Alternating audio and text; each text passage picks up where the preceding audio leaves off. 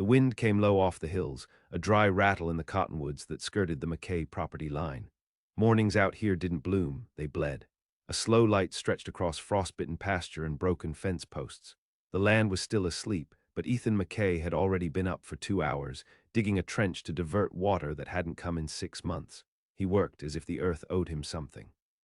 His right hand was knotted stiff from a break that healed wrong after a bull took him down 3 years ago. That bull was dead now. So was the herd.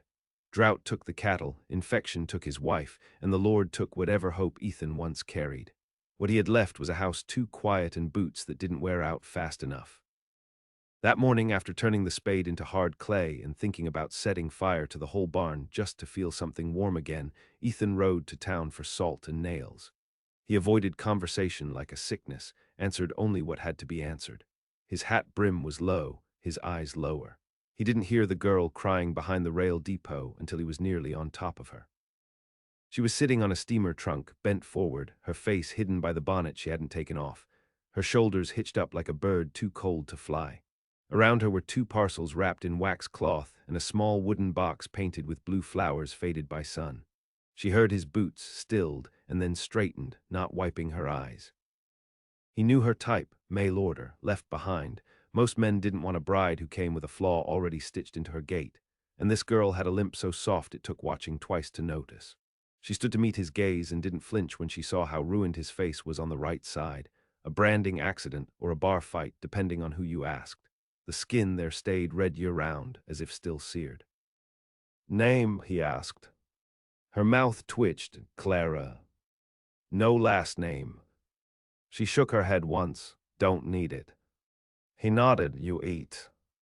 "No." He looked back toward his horse, then toward her trunk. "That all yours?" She nodded. "You got anywhere else to go?" "No." "Then come on." She didn't ask his name.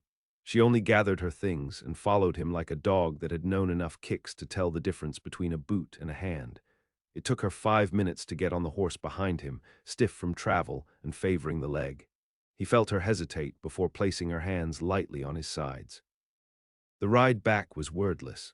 The land rolled out empty in all directions, a flat hush hanging over everything. She didn't ask what kind of man brought home a woman he didn't know, and he didn't ask what kind of woman got sent back like faulty goods. They rode under the weight of things not spoken. The house was squat and gray with wind damage on the eaves. Inside, it smelled of cedar, leather, and grief. He lit a lamp and set water to boil. She didn't wander, didn't sit, just stood inside the door with her bag in her hands. "You can stay," he said. "Only thing I ask is you don't expect talk. I don't do well with it." She nodded. "Spare room there. I'll clear it tomorrow." "Thank you." He turned toward the stove. Her voice stopped him. "You want me to sign anything?" He looked back at her. Her jaw was tight with shame or pride, he couldn't tell. "Don't need to," he said. "We're married now." She blinked once. He could see her swallow. They said nothing else that night. Clara kept to the kitchen at first. She scrubbed old surfaces until her hands turned raw, swept corners even mice had abandoned. She never asked what happened to the woman whose dresses were still hanging in the wardrobe. Ethan never told her. Some things in a house stay quiet because they have to. The dead have their own gravity. She cooked well, though she didn't eat much, walked slowly, favoring the left leg, but never sat down while working. Ethan watched her sometimes when she was kneeling by the hearth or hauling water from the pump, not out of interest, but curiosity. He had expected less backbone. A girl that got sent back wasn't supposed to look you in the eye. One night the pump failed. Clara brought in a pail of muddy runoff and a set of tools wrapped in oilskin. "You going to fix that?" Ethan asked from the table. She looked up. "I can try." "You know pumps." "My father did," I watched. He grunted. She went back out, lantern swaying at her side. He followed without thinking, stood just off her shoulder while she knelt in the dark with her fingers deep in the iron mouth. The wind stirred her dress against her legs. She didn't look back at him, but he saw the corner of her mouth twitch in what might have been a smile. The pump creaked to life after an hour. Water ran brown for a moment, then clear. "Good," she said simply. "You can stay," he told her again. "I know." After that, she started keeping the books. She could read and write better than he could. When she sat at the table tallying dry goods and what little stock they had, he'd sometimes catch her humming, soft as moth wings. It startled him. There been no sound like that in the house for years. By month's end, they shared the same room. He didn't ask, she didn't explain. She came in after washing, lay down on top of the quilt, and turned her face toward the wall. He joined her, silent, grateful, hollow. That first winter together, they said fewer than 200 words. But something in the silence began to bend, not break, not thaw, just bend. In town, words circled. The broken rancher and the crippled girl. Some said he must have gone soft in the head. Others claimed she was clever, that she'd spun some story to trick him into pity. Ethan heard it. Clara heard it. Neither gave answer. But one morning at the milliner's, when Mrs. Hatch commented loud enough for half the street to hear, something about how nice it must be not to have to earn your keep if you just limp hard enough, Clara turned slowly, looked the woman in the eye, and said, "My limp came from dragging my sister out of a house fire in Missouri. She died on the road. I don't mind my scar. You should mind your mouth." She left her thread and buttons behind, walked the full mile back to the homestead. When Ethan got home that night, she was fixing fence line with a length of wire clenched between her teeth. He didn't say anything, but after that day, he started sitting closer at meals, and she started leaving her bonnet off in the house. In early spring, a letter arrived postmarked from Helena. He didn't read it right away. It sat on the mantel 2 days before Clara asked if she could open it. She read it slowly, mouth thin, then passed it to him. It was from a lawyer. His father was dead. The family ranch, long since abandoned, had passed to Ethan, unworked, unguarded, and worthless, except it was. The land sat above a dry creek that had just been surveyed for ore. "Silver, maybe." "You want to go back?" Clara asked. Ethan looked at her. "Do you?" "I don't have anything left in the east. I don't have anything left here." They packed what little they had, sold the house for almost nothing, and headed north. The wind carried the smell of thawing earth. Neither of them looked back. The trail north was mean-spirited. Late snowstorms hung around like unwanted company, and the wagon axle cracked twice before they reached Helena.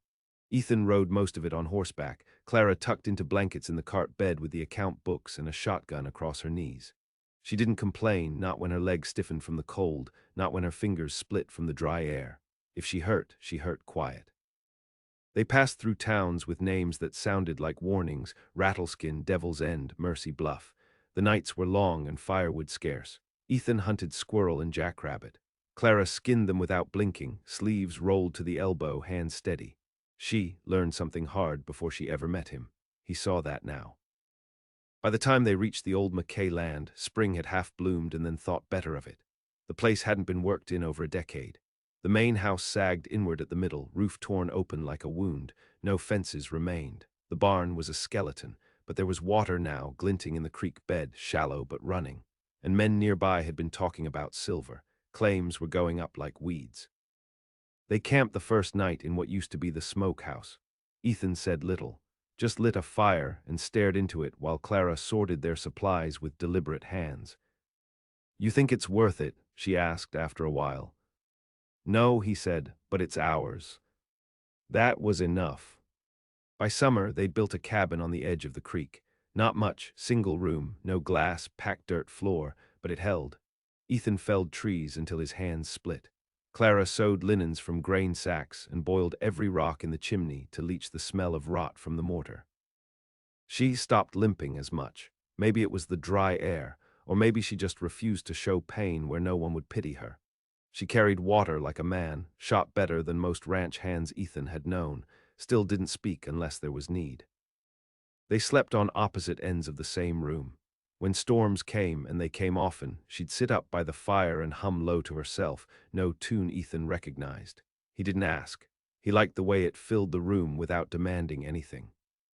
Miners started showing up in the valley come July, filthy, sharp-eyed men with stories behind every tooth missing. Ethan didn't trust them, but he dealt with them.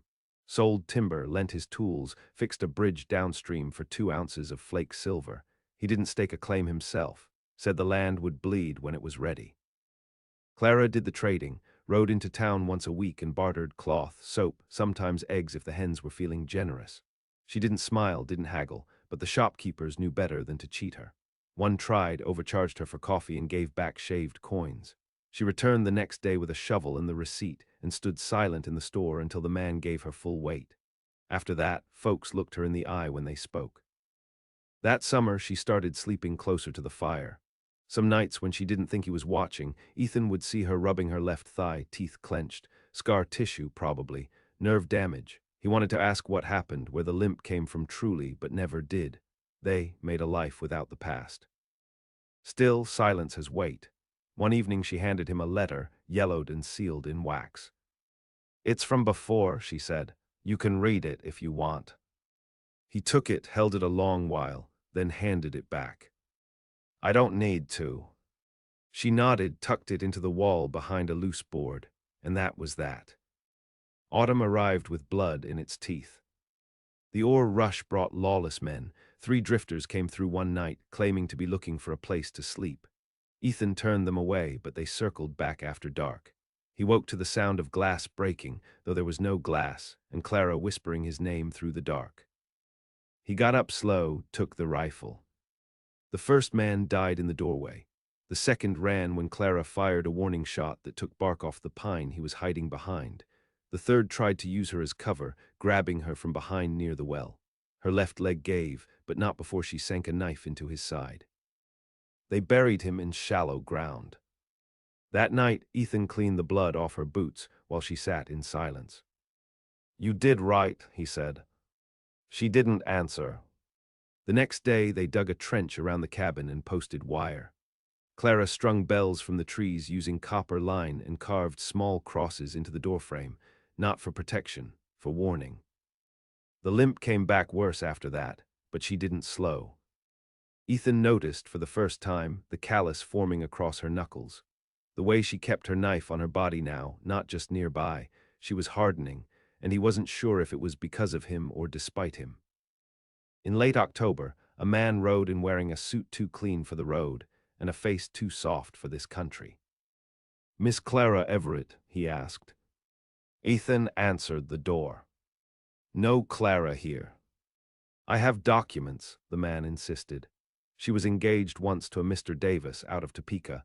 The family is pursuing charges of fraud. Seems she took money and never married." Clara stepped behind Ethan, face calm.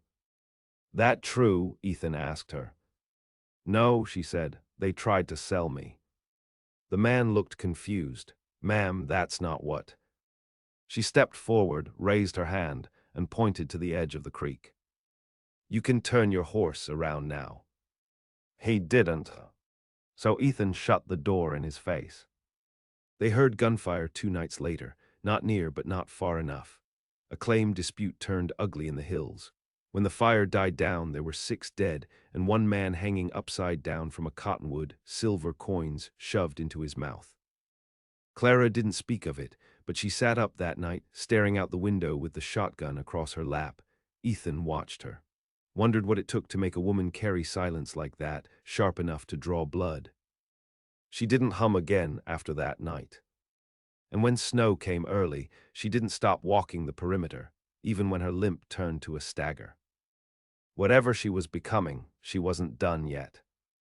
Winter dug in deep, the kind that turned fence wire brittle and made firewood burn too fast. The mountains went white and the trail to town disappeared under drift and ice. They rationed everything: beans, flour, bullets. Clara cut old curtains into bandages and lined their boots with rabbit hide. The stove never went cold, neither did the fear. One morning, she woke before dawn and found Ethan sitting by the door with a rifle across his lap, staring into the dark as if waiting for something he'd seen before. "They'll come back," he said. "Not those 3, but others like 'em." Clara didn't argue. She wrapped her shawl tight and lit the fire again. By mid-January, the creek froze solid. Ethan hacked a hole through the ice for water. Clara spent hours each day writing in a ledger long entries in neat, looping script. He never looked, but he noticed she only wrote when the wind howled loud enough to cover the sound of memory. They slept back to back, not touching, not speaking, But there was a heat between them now, heavy and unspoken, like coals buried in ash, still alive. Then one day she fell. She was carrying kindling back from the woodpile, slipped on packed snow and landed hard. Ethan got to her before she tried to rise. Her face was stone. "Don't help me," she said. "You're hurt." She twisted away from his hand. "It's just my leg." He didn't press her, not then. But later, when she tried to stand again and couldn't, he lifted her anyway and carried her inside. She didn't speak, didn't thank him. But that night, when he checked the perimeter, he returned to find her asleep in his bed, jaw tight, arms folded over her ribs like she was bracing for something worse than pain. He didn't move her, just sat in the chair and watched the fire burn low. February brought letters. Miners scrawled notes and nailed them to the fence post near the cabin. They wanted rights, access, passage through the McKay land to reach the southern bend of the creek where new veins had been found. Clara burned the first letter, then the second. The third came with a gold coin inside. She kept that one, didn't spend it, just nailed it to the door above the latch, a warning or a promise. Ethan asked, "You plan on selling?" "No." "You want to run them off?" "No." He waited. "I want them to think I might," she said. "That's enough." He nodded. She knew how to play the long game. That same week, a fire broke out down in the gulch. A claim shack went up with 3 men inside. The snow kept the fire from spreading, but not before it left behind black stumps and blistered stone. No one saw who did it. No one asked. But the coin stayed nailed to the door. And no more letters came. Clara started walking better again come March. She wrapped her knee each morning with a strip of cloth soaked in birch oil, tied it off with twine, and limped less with every passing week. But her eyes had changed. They were sharper now, hungrier. One afternoon she rode into Helena alone and came back with 5 spools of wire, a coil of fencing nails, and a deed signed by the local judge.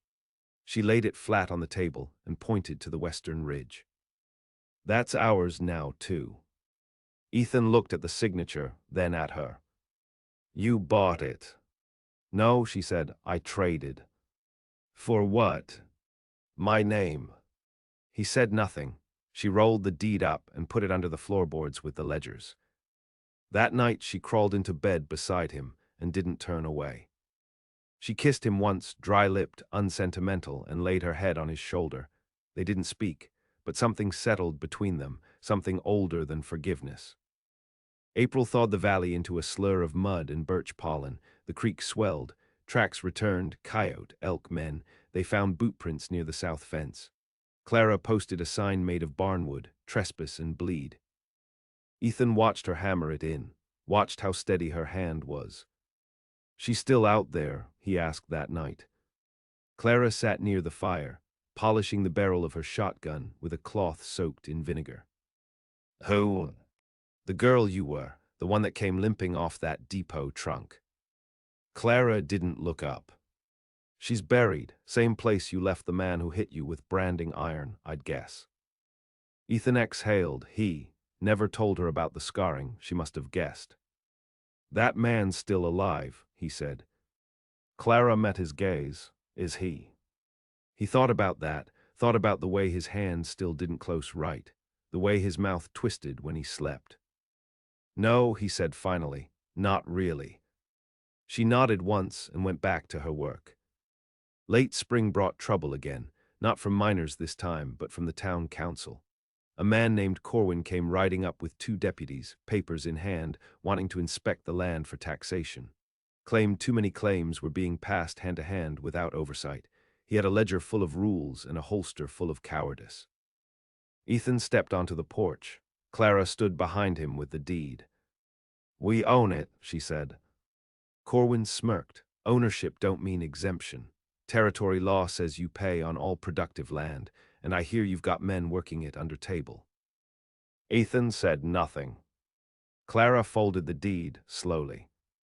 "You want coin?" she asked. "I want law," Corwin said. "Then bring law."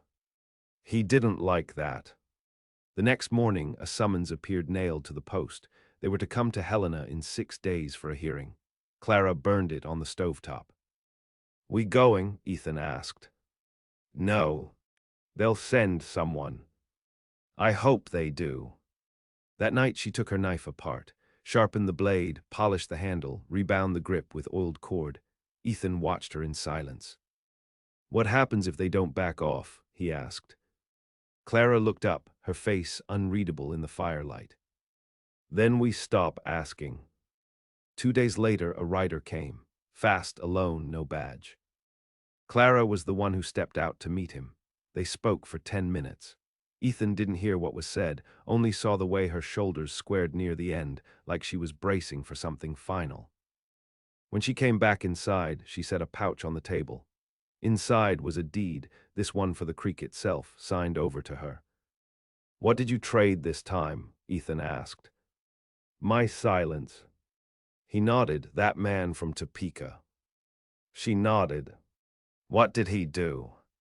Clara's face was hard. "He married my sister first." Ethan said nothing for a long while. Finally he asked, "What happened to him?" Clara smiled, not kindly. "He's under the same stone she is." He didn't ask more. The next morning they tore down the warning signs. They didn't need them anymore. The creek whispered through the valley come June, swollen with meltwater and choked in places with silver-laced silt. Men still wandered through now and again, still asked questions about deeds and boundaries and claims. Clara would offer them coffee. She'd smile sometimes in that dry way of hers that didn't touch the eyes, but no one pushed her anymore. They all understood something unspoken, that this was a place where blood soaked deeper than water. Ethan built a mill wheel, set it low in the current and fed it slow with a handmade sluice. Clara kept the books, not just for their land but for others too. Word had spread. If you wanted fair numbers and a quiet tongue, you brought your ledgers to the woman with the limp and the eyes like polished stone. They paid her in coin, in sacks of flour, in bullets wrapped in cloth. She never shorted them, but she never forgot a name. When a man named Stoddard tried to forge a secondary claim on the East Ridge, Clara rode to his tent at dusk and laid his own fake signature in his lap. Said nothing. Just stood there until he folded it up, nodded, and packed before dawn. Ethan saw less of her after that. She was always off somewhere, checking boundaries, delivering receipts, redrawing maps with the surveyor. But when she came home, she left her boots beside his. She always came back. One night after too much smoke and too little rain, she stood in the doorway and looked out over their land. Said, quiet as breath, "You think we earned it?" Ethan didn't answer right away. "I think we outlasted it." That seemed enough for her. In July, a boy showed up at the edge of the property. No older than 16, rag-worn and hollow-eyed, cradling one arm against his chest like it was broken. Clara found him half dead under the cottonwood. She didn't call Ethan. She carried the boy into the cabin herself, laid him on the floor, and set to cleaning the wounds without asking his name. His forearm had been slashed deep, clumsily stitched with twine, already infected. Ethan came in to find her with both hands covered in blood, jaw tight, eyes sharp. "We're keeping him?" he asked. "Not a stray dog," she muttered, not looking up. "But yes." They worked in shifts over the next 2 days. The boy burned through fever, thrashed in his sleep, said names they didn't know. Once he whispered, "She told me I'd be safe." When the fever broke, Clara made broth from bone and herbs, fed him slow. He wouldn't meet her eyes, wouldn't speak, but he didn't try to leave. After a week, he told them his name was Jonah. She didn't press for more, neither did Ethan. Jonah stayed on, limping worse than Clara ever had, but with enough strength in him to fetch water, chop wood, fix hinges. He watched Clara like she was some kind of creature made from grit and smoke, and maybe she was. One day he asked, "Why'd you take me in?" She paused in her writing. "Someone has to stop the bleeding." That was all. August brought fire. Not wild, but set. The northern ridge lit up red one morning, black smoke clawing the sky. Someone had torched 2 claim tents and left a warning scratched into the bark of an aspen. "This land ain't clean."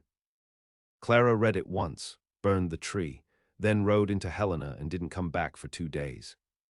When she did return, she carried 3 things: a length of barbed chain, a notarized map with every Mackay boundary underlined in ink, and a look on her face that Ethan hadn't seen since that first day by the rail depot. She gave Jonah the chain, gave Ethan the map, said nothing about the bruises blooming along her ribs. But that night she sat on the porch and took Ethan's hand for the first time in plain sight. Jonah watched from the fence post, silent.